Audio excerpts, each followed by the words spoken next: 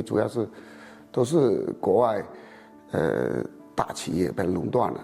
我们确实是它是很艰难买这几类枪，所以当时对我们的企业来讲，这个打击很大。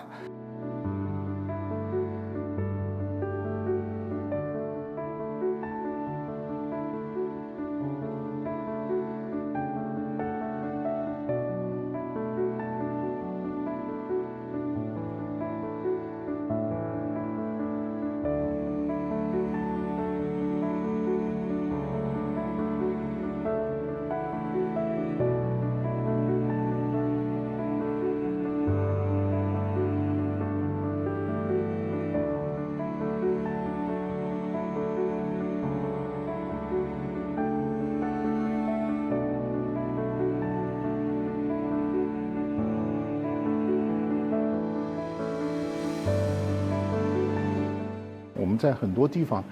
也在做一些创新和改造，尤其是目前强调的低碳化、环保、排放、